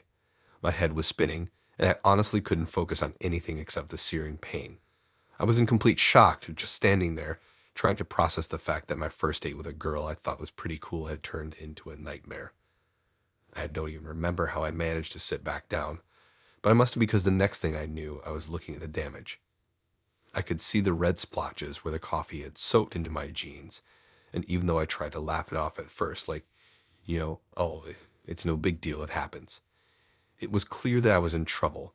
My entire crotch area felt like it was on fire.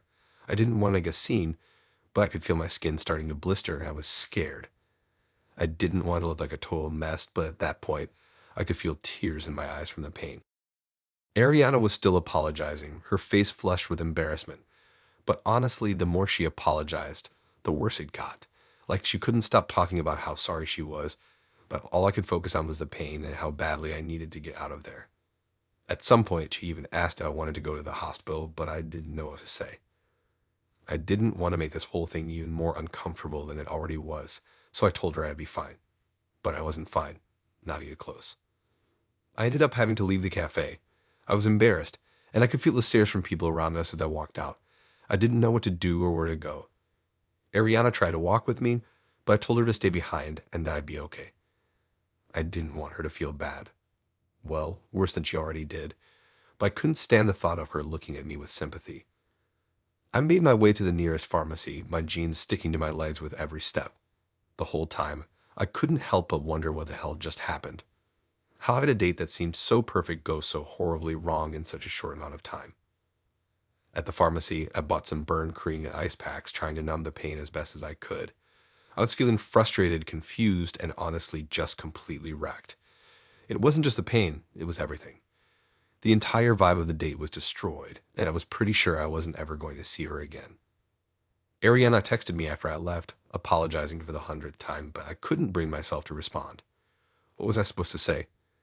I didn't want to be rude, but I also didn't want to pretend like everything was fine when it wasn't. I tried to ignore my phone, but a few hours later I looked at her messages. She had asked if I wanted to reschedule. I couldn't bring myself to respond. The whole thing had just become so uncomfortable. I ended up staying home the rest of the night, nursing my burns with ice and cream, and thinking about how surreal everything had been. How did something as simple as coffee spill on me and completely wreck a date? It felt like something out of a bad movie. It's been a few weeks now, and to be honest, I haven't heard from her since that day. Part of me wonders if I should reach out to see how she's doing, but I don't think I could face her again after all that. I don't know if she meant it to happen, but man, it was a hell of a first date. One I'm not in any rush to repeat.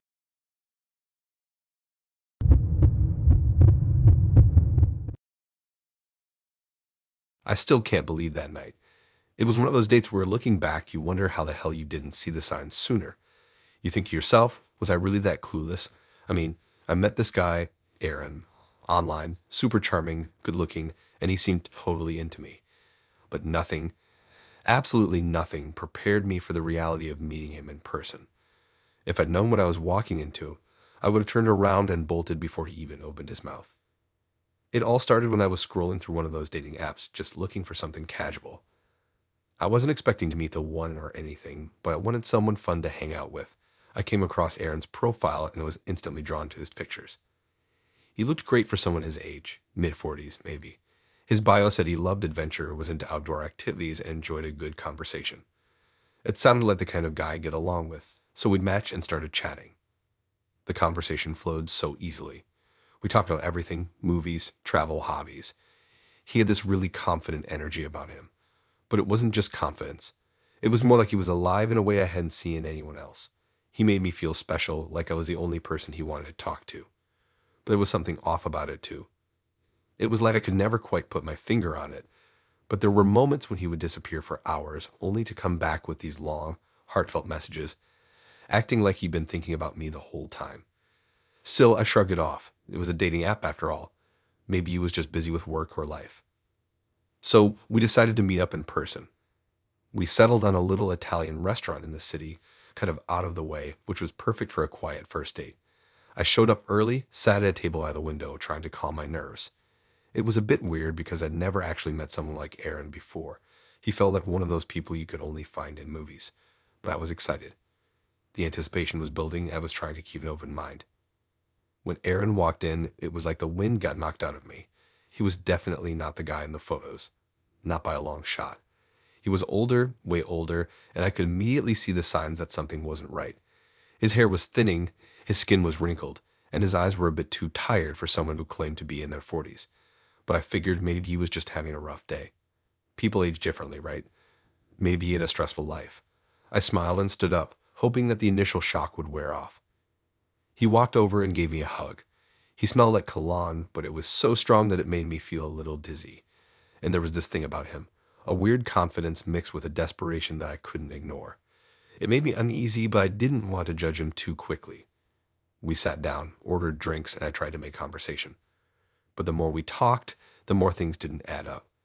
He mentioned how he loved to travel and had been to all these exotic places. But when I asked in specifics, his answers felt rehearsed, almost like he was reading from a script. I kept trying to ignore the sinking feeling in my stomach. Maybe I was just overthinking things, right? After all, I had already invested time talking to him online, and he seemed like someone I could get along with. The conversation shifted from small talk to more personal stuff. He started asking about my life, where I grew up, what I did for work, my hobbies, and that's when the red flags started popping up. He was way too interested in my relationships.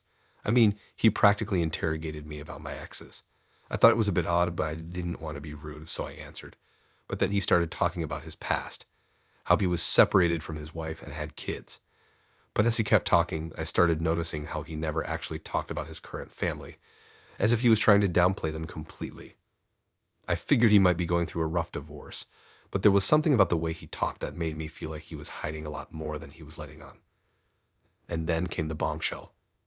We were talking about relationships, and he casually said, "I'm just a guy who's still looking to have some fun, life's short." My heart skipped a beat. What did that mean? He couldn't have been that much older than me, but the way he said it was like he was almost giving me some sort of permission to see him as an option, like he was looking to hook up. It was all starting to feel too weird, too fast. I decided I needed to go to the bathroom and give myself a minute to think. When I got back to the table, I felt this intense weight in the pit of my stomach. Something wasn't right, but I couldn't put my finger on it. I tried to keep the conversation going, but I kept getting distracted by the nagging feeling in my gut. By the end of dinner, I was ready to bail. He walked me to my car, and I could feel my heart racing, my head spinning. But before I could open the door, he pulled out his phone and showed me a picture of himself from a few years ago. He looked way younger in the photo, but what struck me the most was the caption under it, "Family vacation before everything changed." My blood ran cold. I started connecting the dots in my head. I Googled him as soon as I got home, and that's when the truth came crashing down. The man I had been talking to wasn't Aaron. His real name was David. He was a guy in his 60s who had been married for over 30 years. He had 3 kids, and years ago, he'd been involved in a scandal that caused him to lay low for a while. Turns out he was still married, still living with his wife, but he was out here pretending to be someone he wasn't, looking for fun with women like me.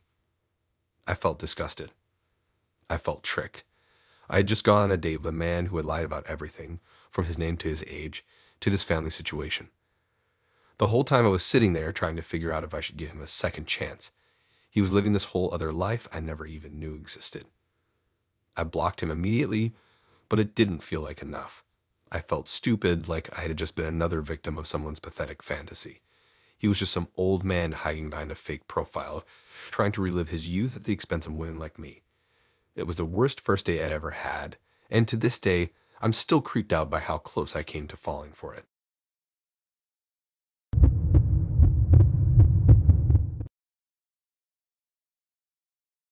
I've had a lot of first dates, but this one with Sharon still messes with me. Looking back, I should have known something was off when she insisted we meet at that fancy bistro downtown. But I didn't think much of it at the time. I mean, she's a doctor, right? She probably just wanted to have a nice meal, maybe get to know each other better. At least, that's what I thought. I'm just a carpenter, so I didn't exactly expect her to be head over heels for me. But I figured we could have a decent evening. I showed up on time, as always. Sharon was already sitting at the table when I walked in, and I could see right away she was pretty. But there was something about her demeanor that was, I don't know, off-putting. It wasn't just her appearance. It was more the way she held herself. Very polished, very confident, but not in a welcoming way. It felt like I was being sized up before I even said a word.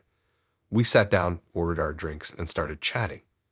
I tried to keep things light, talking about my work as a carpenter, what kind of projects I've been working on. She asked a few questions, but I could tell she wasn't all that interested. She glanced at her phone, then back at me, kind of like she was doing me a favor by showing up.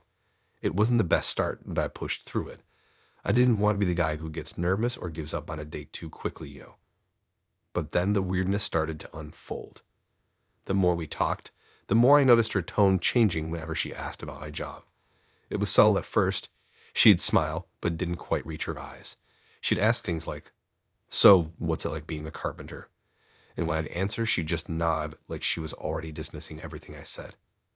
I didn't care too much about it at the moment, but I could tell she was starting to look down on me, as if she thought what I did was somehow beneath her. It didn't take long for it to get worse. She started dropping these little comments, like, "I mean, I'm sure you do good work, but being a doctor is just so much more important. I save lives." It wasn't just about her job anymore. It felt like she was comparing it to mine, making sure I knew that what she did was of way more value to society. She didn't even try to hide it. Her tone was just so condescending, like I was some kind of simpleton for not having gone to med school. At first, I tried to laugh it off, but after a while, it started to sting. She wasn't even pretending to respect me or my work. She just kept going on about the importance of what she did, how much more critical it was than anything I could ever contribute. She said something like, "You could never save a life, could you?" And man, that stung. I mean, yeah, I don't save lives, but I do something that's important to me. I build things, I take pride in my craft. And the way she said it made me feel so small. I don't know if it was the wine or if I was just fed up, but I remember I just kind of shut down after that. I didn't want to argue with her. She wasn't interested in hearing anything I had to say. So I just kept nodding along, trying not to let the silence feel too awkward. I thought the night couldn't get any worse. Boy, was I wrong. After dinner, we went outside, and I was honestly just relieved to be done with the meal. I thought maybe we could just part ways, maybe a handshake, and I'd get out of there. But Sharon had other plans. As we were walking to her car, she casually mentioned that she wasn't feeling well and that she'd need to leave soon. No big deal, right? People get sick all the time. But the real kicker was when we got to her car and she tried to start it up. Nothing. It wouldn't turn over. The battery must have died or something, I don't know. I offered to help, but she wasn't having it. She just shrugged and said she'd be fine. At this point, I was still trying to be polite, but I started getting this bad feeling. Maybe it was just my mood from the dinner, but I didn't want to get involved in whatever was about to happen next. So I said I could call a tow truck or help her get it started, but she waved me off. That's when she dropped it. "You know what?" she said, in this cold tone. "I guess I'll just walk home. I don't need your help anyway." I was stunned. It felt like she was trying to make me feel like I was some kind of failure for not having the magical solution to her car problem. Like she was testing me, seeing if I would jump in and try to fix things. But after the way she treated me during dinner, I wasn't in the mood to play her little games. I just nodded and said, "All right, well, have a good night then." And that was it. She just turned and started walking away. I stood there for a second watching her go. Part of me felt bad. She was walking alone at night after all. But the other part of me thought, you know what?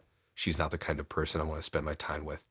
If she was willing to be so dismissive of me just because of my job, then maybe this wasn't worth saving. I watched her disappear down the street, then turned and walked to my car. The whole thing was just bizarre, and honestly, I felt a little relieved it was over. I mean, I'm not going to pretend like I'm some kind of perfect guy, but I sure as hell don't deserve to be treated like I'm nothing just because of the work I do. I still think about Sharon sometimes, and wonder if I dodged a bullet that night. Maybe she was just trying to make herself feel superior, or maybe she genuinely thought I was beneath her. Either way, I'm not interested in finding out.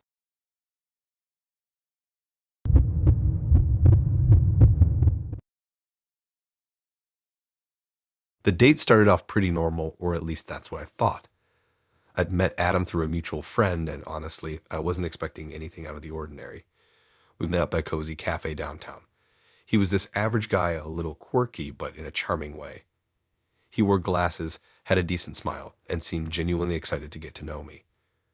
We started talking, getting into the usual first date stuff, where we're from, what we do for fun, favorite foods, all that stuff. Honestly, nothing out of the ordinary, but still, there was something a little off. He wasn't exactly normal in the way he spoke about his life. Adam wasn't bragging, but he was definitely passionate about his work, and that quickly became the main topic of conversation. He was a writer, a thriller novelist. I thought it was cool. I mean, how many people can actually say they've written books? That alone made him seem interesting. But then, without warning, the conversation took a hard left turn. Adam started talking about his latest book, a thriller about a detective trying to solve a series of grisly murders. Sounds pretty cool, right? I thought so too at first. But then he kept going. He wasn't just describing the plot of his book. Oh no, that would have been too simple. He started reciting whole chapters, word for word, like he was reading me the actual text. I thought it was weird, but maybe he was just excited to share his work. The first few minutes, I kind of went along with it. He was speaking in a casual tone, nothing too serious, like he was reading from a script, but still looking at me, trying to make it feel conversational. It wasn't bad, but it wasn't exactly great either. And I'm not gonna lie, I started feeling a little uncomfortable. It wasn't just the fact that he was reading to me, though. It was the content. As he went on, I started noticing more and more how dark and twisted the book was. It was about a killer, yes, but it wasn't just about the murders. It was about the detail, the way he described the bodies, the blood, the pain, and the way he spoke about it. It wasn't like he was just reading something he'd written. It was like he felt it. The more he went on, the more I felt like I was sitting across from a real-life version of the character in his book. A little voice in my head started screaming that something wasn't right, but I told myself I was being too dramatic. He was just a guy talking about his work. But then things took a turn I didn't expect. At some point, he finished reading one of the more gruesome chapters, and then he just sat there, looking at me with these expectant eyes. I'm sure I was looking at him like he was crazy because I mean he was. But he didn't seem to notice. He asked me if I had any thoughts on what he'd just read, if I had any notes on how he could improve his writing. At first, I thought he was joking, but no, he was dead serious. I was kind of in shock. I mean, who does that? You don't just sit down with the person you're trying to impress and make them listen to a reading from your book, then ask for feedback on something that dark. I didn't know what to say. How do you even respond to that? I didn't want to be rude, but I also didn't want to lie and tell him I thought it was brilliant. I could feel myself growing more and more uncomfortable. I kept trying to smile and nod like I wasn't completely freaking out inside. The thing is, Adam was really into his writing, like more than I would have expected. He wasn't talking to me like I was a date. It was like I was an editor or someone who was supposed to give him serious critical feedback. I don't know if he even saw me as a person at that point. He was just so wrapped up in his work. By this time, the cafe had started to empty out, and it felt like we were the only ones there. He kept going, reading me more chapters. The entire time, I just sat there, nodding and pretending like I was okay with it. He would look up at me, waiting for me to give him some kind of approval, but I just felt like I was stuck. The stories he was telling felt so real, so vivid, that I started to wonder if he'd ever actually done any of this. The way he described the murders, the characters, the blood, it wasn't just fiction anymore. It was like he was trying to show me that he understood it on a personal level. The deeper he went, the more I felt like he was pulling me into his messed up little world, and I didn't know how to escape it. At one point, After what felt like hours, I finally told him I was getting tired and had to go home. I thought maybe that would be the end of it. I thought maybe he'd get the hint and we'd part ways. But he didn't stop. He started asking me questions about what I thought about certain parts of the book, parts that made me feel seriously uncomfortable. How do you tell someone that they've written something so messed up that you can't even look at them the same way anymore? But I didn't want to be rude. I didn't want to tell him the truth, which was that I was freaked out and needed to leave. So I just nodded along, trying to hide the discomfort that was growing in the pit of my stomach. Finally, after what felt like a lifetime, he wrapped up the conversation and said he was happy I'd come to meet him. He said he'd send me a copy of the book so I could give him more feedback. At that point, I was just glad the night was over. I wasn't even sure what I was supposed to feel, but I knew I wasn't interested in seeing him again.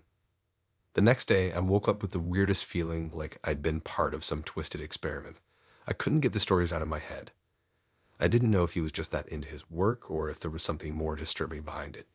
Either way, I knew I didn't want to find out. I never responded to his message with the book, and as far as I know, he's still out there, probably writing the next chapter of his strange little thriller. But as for me, I'm just thankful I never found out how much of it was fiction.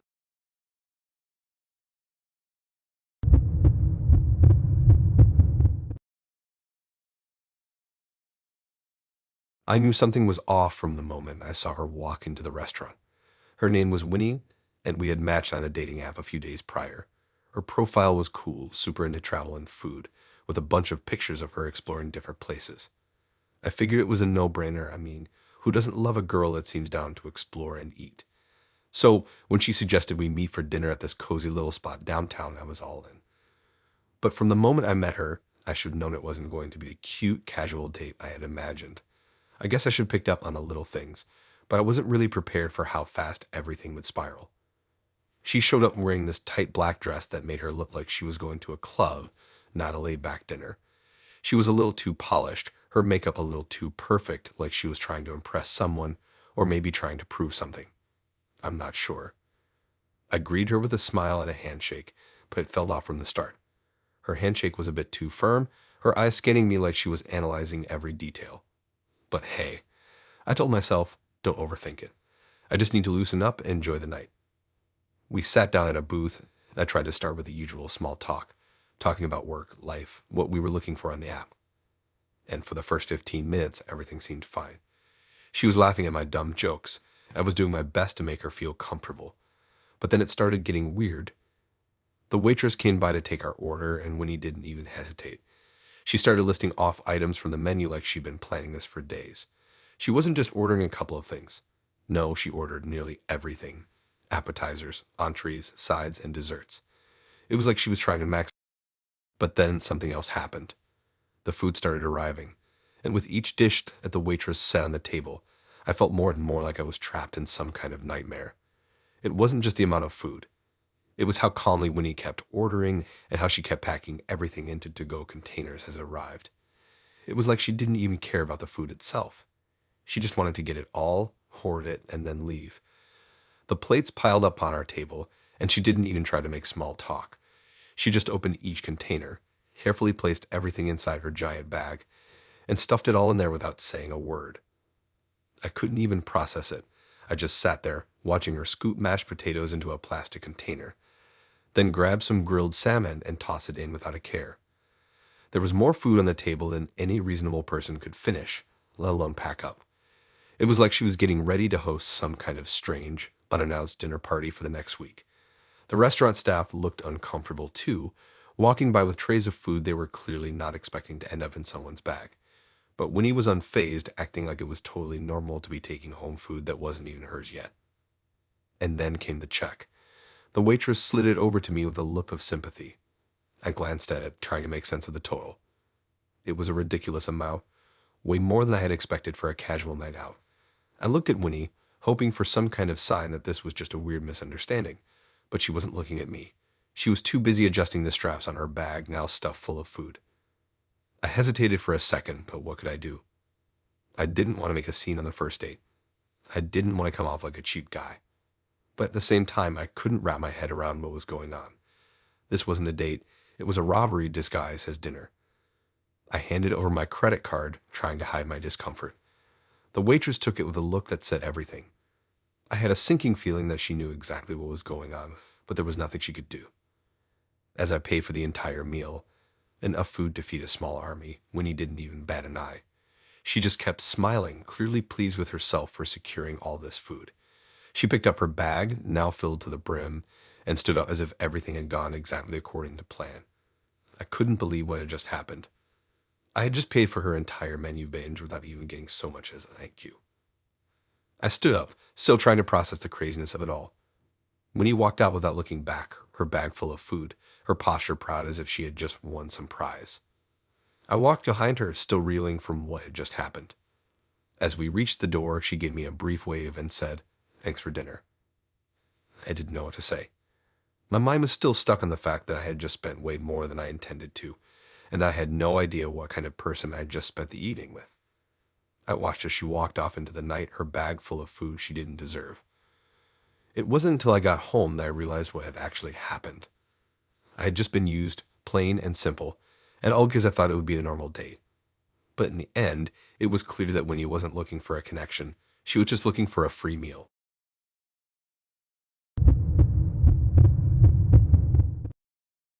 I don't know why I still get sucked into these online dating situations. It's always a gamble, but I thought maybe, just maybe, this time would be different. I'd been chatting with this guy, Ziggy, for a couple of weeks. His profile wasn't anything too out of the ordinary, but he had this weird mix of charm and cockiness that I somehow found intriguing. He looked fun in his photos, had a laid-back vibe, and seemed like someone who could keep me laughing.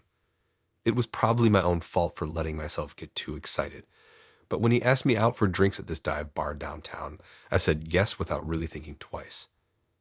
I showed a little early, hoping to make a good impression. The bar was small, cozy, with neon lights flickering in the windows and the hum of music in the background. It was the kind of place that had an old-school vibe, with lots of wood paneling and worn-down stools.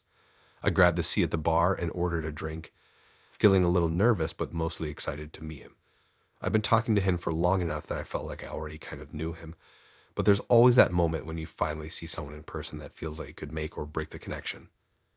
Zivy showed up about 10 minutes late, which wasn't a huge deal, but I noticed he was dressed in a way that screamed, "I'm trying too hard to be cool." He had on this leather jacket, tight jeans, and a pair of boots that made him look like he was auditioning for a rock band. His hair was a bit messy, but in a way that looked like he spent a lot of time making it look messy. He was grinning when he saw me, and immediately I felt this weird sense of unease. It wasn't anything he said, it was more just his whole vibe. I tried to push it aside and keep it casual, though. We started talking, and at first everything seemed fine. We talked about the usual stuff, jobs, hobbies, where we grew up. He had that laid-back confidence that could easily come off as arrogant, but I just figured he was one of those people who had a lot of swagger. Still, I couldn't ignore the fact that there was something just a little off about him. Like, he was trying way too hard to impress me without even realizing it. About an hour into the date, we were both on our second round of drinks. Ziggy was getting more relaxed, leaning in a little too close when he talked to me. I don't know, maybe I should have seen the sign sooner, but I didn't. He started cracking jokes, making me laugh. And for a minute, I thought maybe I had misjudged him. Maybe he was just one of those guys who had an odd sense of humor. Then came the moment that changed everything. I don't know what made him do it, but we were talking about something random, maybe about our favorite drinks or something, and out of nowhere, he took a deep breath, looked me straight in the eye, and then, without warning, he spat into my drink. I froze. My mind couldn't process what had just happened. Was I imagining it? Maybe it was some weird joke. I thought maybe he was just messing around. But no, he was grinning like he'd just pulled off the greatest prank of all time. He looked at me, as if expecting me to laugh or, I don't know, maybe kiss him for being so funny and bold. But I didn't laugh. I didn't even know how to react. My stomach dropped as I stared at the small, sickeningly visible spit floating in my drink. The weird thing was that, for a second, I actually thought maybe he was just testing me. Like, he thought it would be funny to see if I would go along with it. But then it hit me. No, this wasn't a joke. This wasn't him being funny. This was him being disgusting. I tried to hide my disgust, but I'm sure he could see the look on my face. I couldn't drink that. I couldn't even look at it. I felt my throat tighten. Everything about the night felt like it had gone from 0 to 100 real quick, and not in the way I'd hoped. "Are you gonna drink it?" he asked, as if it was the most normal thing in the world. I don't know why I didn't get up and leave right then. Maybe I was still trying to process what had just happened, or maybe I didn't want to seem like I was overreacting, but I sat there staring at the glass trying to keep my cool. The whole situation felt unreal. Like, who even does that? It wasn't funny, it wasn't charming, it was just gross. He must have noticed I wasn't drinking, and that's when things started to get weirder. He leaned back in his chair, his legs spread wide, like he was trying to be even more imposing than he already was. He didn't seem to get that I was uncomfortable. In fact, he seemed to think I was into it. He kept talking about how wild he was and how I seemed like I'd be into crazy things. The way he said it sent a chill down my spine. It was like he was trying to justify his behavior, to make it seem like it was some sort of test, like he was seeing how far I'd go to prove I was cool enough for him. I don't know how long I sat there pretending to be normal while my mind screamed at me to get out of there. Finally, I just stood up, grabbed my bag, and excused myself to the bathroom. I texted my friend immediately, telling her that something was off and I needed to leave. I stayed in that bathroom longer than I needed to, just trying to breathe and calm down, until I finally decided I couldn't stay any longer. I walked out of the bathroom, said a quick goodbye to Ziggy, and left. I didn't look back. That night, I told myself it was a one-off, but I kept replaying everything in my head. I kept thinking about how I felt sitting there, not how I let him make me feel uncomfortable without saying anything. And I realized he wasn't just a guy who didn't get social cues. He was someone who thought disrespect was a joke. Someone who believed that what he did was funny because he thought he could get away with it. As soon as I got home, I blocked him on everything. I couldn't get that spit out of my mind. It wasn't just the fact that he spat in my drink. It was how he thought it would turn me on or impress me. I learned a pretty tough lesson that night. Some people don't know how to be respectful.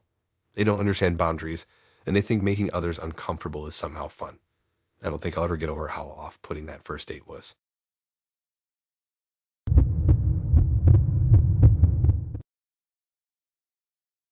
It's funny how one night can change the way you view dating forever.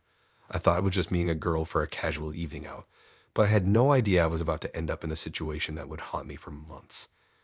It all started with Jenny. She seemed cool, a little quirky, but nothing that would raise alarms. I thought I met someone I could hang out with. I couldn't have been more wrong. It began like any other first date. We met online, swiped right, exchanged a few messages, and decided to go for coffee. At first, everything seemed fine. Jenny was one of those people who could talk to anyone about anything. Relatable, funny, and had a way of making you feel comfortable. We laughed about the typical awkward first date stuff, like trying to find common ground without sounding too desperate.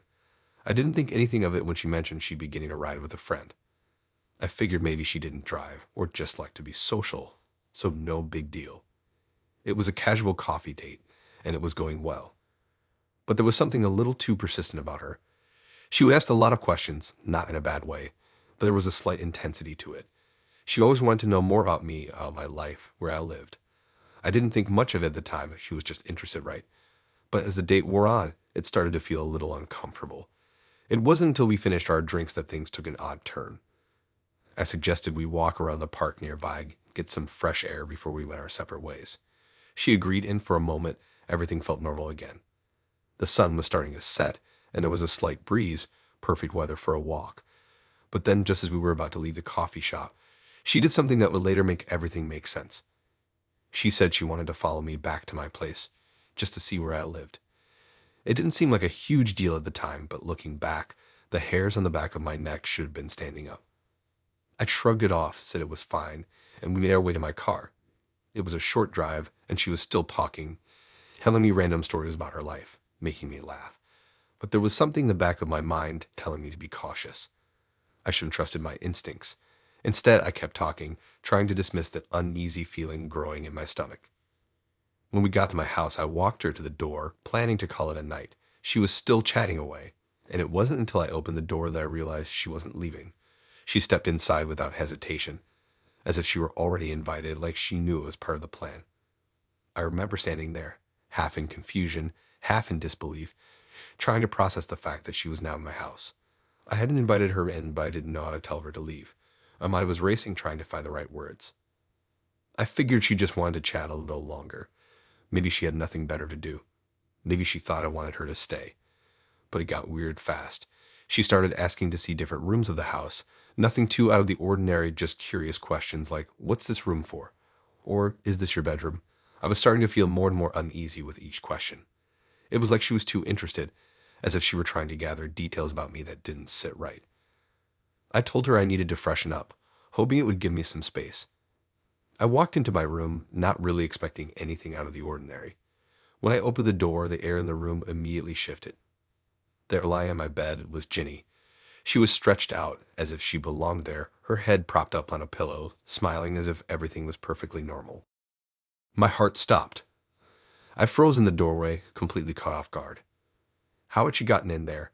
I hadn't even seen her come through. The door had been closed when I walked out of the room, and now she was just casually lying in my bed. My mind raced, and I was hit with a wave of confusion, disbelief, and frankly, fear. I should have said something, but I was in a state of shock. She was just lying there like it was no big deal, as if she had planned it the entire time. The silence between us felt like an eternity. It took me a moment to find my voice. I asked her what she was doing, and she just casually said she wanted to surprise me. That was it. Just a simple, matter-of-fact statement. But I didn't feel surprised. I felt trapped. The shock started wearing off, and I could feel the unease turning into genuine fear. What the hell was happening? I stood there, unsure of what to do. I thought about asking her to leave, but something in me hesitated. I didn't want to seem rude, but the entire situation felt wrong. She had followed me here. She had somehow gotten into my room without my permission, and now she was lying in my bed like it was all a joke. I started backing away slowly, trying to think of an excuse to get out of there, but she seemed to sense the change in my mood. She sat up and gave me this look, almost as if she were daring me to say something. She said she thought it would be fun, like a spontaneous thing. She was trying to make it sound casual, but I could tell by the way she was speaking that she wasn't taking the situation seriously at all. I couldn't take it anymore. I left the room and went to the living room, trying to gather myself. My heart was racing, and my brain was foggy with confusion. I didn't know what to think. I wanted to scream to tell her to get out, but I didn't know how to handle it without escalating the situation. The whole night had gone from normal to bizarre in the span of seconds. She eventually left, but not before giving me an awkward hug and telling me how surprised I must have been. I don't think I said anything back. I was too shaken. When the door closed behind her, I locked it immediately and sat on the couch, trying to process what had just happened. I'll never forget that night. It was the strangest, most unsettling experience I've ever had on a date. I don't know what her intention was, whether she was just crazy or if she had planned it all out from the start. But I learned that sometimes the things you can't predict are the ones that'll mess you up the most. And I'm pretty sure I'm done with online dating for good.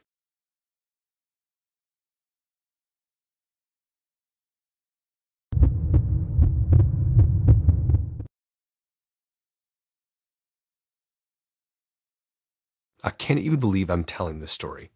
Honestly, if you told me this would happen, I would have thought you were lying or over-exaggerating. But no, this actually happened to me, and I still can't believe it. I met Keith online like most people do these days. He seemed cool at first. His messages were funny, his profile was pretty normal, and he had these pictures that made him look like an average guy. We had a couple of back and forths that were lighthearted, nothing too serious. So we decided to meet up. It seemed like a good idea, a nice, casual date.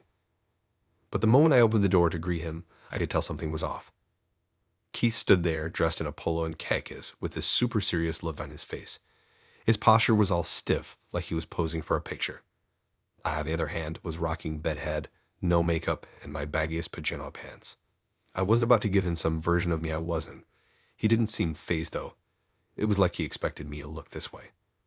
"Nice to meet you," he said, but there was no warmth in his voice. It felt more like an interrogation. His eyes scanned me from head to toe, and I noticed him looking at my hair like he was judging it. It was a bit messy, but so what?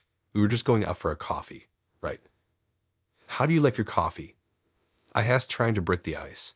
I was already feeling weird, but I kept things casual. I mean, I'd been looking forward to meeting him, but I wasn't exactly thrilled by his weird vibe. We went to the coffee shop down the street, but the whole time, Keith was weirdly controlling. Not about big things, but little things, like how I should order my coffee. When I asked if he wanted anything, he suggested that I should get a certain drink because it's more sophisticated. I didn't know if I was supposed to take that as a compliment or an insult, but okay, I ordered it. Then things got even stranger. We were sitting there and he started asking about my outfit. Not in a casual way, though. He asked why I was wearing something so casual for a first date. He said something about how it didn't match the vibe he thought I was going for. He went on about how I should always dress a certain way, and I started getting uncomfortable. It was like he had a picture in his head of what I was supposed to look like. He made it clear he didn't like my hair, either. Apparently, it was too wild for him, and he said I should keep it straighter. I wasn't sure if I was on a date or auditioning for a role. I started to feel like I was under some weird microscope, being judged for everything about me that wasn't exactly how he envisioned it. After coffee, we went for a walk in the park. The whole time, Heath was going on about how I should wear makeup when we go out, how my skin was too pale, and how it would look better with a little more color. He even gave me a whole list of do's and don'ts for our future dates, like it was normal to bring that stuff up so early. I started feeling like I was walking on eggshells trying to figure out how to act or what to say. And the whole time, he kept talking about these standards I should meet. It was like it was a project he was working on. I didn't even know who this guy was anymore. He was definitely not the guy I've been texting. Finally, after what felt like hours of him telling me what I should wear, how I should act, and all little things I needed to change about myself, I was done. I knew the date was over, but I didn't know how to get out of it. I was uncomfortable. I felt trapped. But somehow I forced myself to keep my cool. When we got back to my place, I knew I couldn't just let this slide. He had overstepped every boundary. He wasn't just giving suggestions anymore. He was telling me how I had to be. As we reached the door, I turned to face him and just decided to speak my mind. Look, I started trying to keep my voice calm but firm. This isn't going to work. You don't get to tell me what to wear or how to look. I'm me. And if you can't handle that, then we don't need to see each other again. Keith didn't seem to understand what I meant. He looked at me like I was crazy. I didn't care. I wasn't about to let him tell me what I should look like, what I should eat, or how I should wear my hair. So I turned and walked inside, not bothering to look back. But Keith didn't get the hint. He stood there for a second, probably trying to figure out if I was joking. When he realized I was serious, he gave me this look like he was disappointed. I didn't care. The last thing I needed was a guy who wanted to control every part of me. I shut the door behind me and locked it. I think I heard him say something, but I didn't care enough to listen. It was over, and I wasn't about to waste another second on someone like him. That was one of the weirdest and most disturbing dates I've ever been on. I couldn't believe it happened. I never thought I'd run into someone like Keith. Someone who thought they had the right to control what I wore, what I looked like, and how I presented myself. But apparently, some people think that's okay. I'm just glad I got out of that situation before things got even worse. I don't need anyone who tries to control me. I'm just fine the way I am.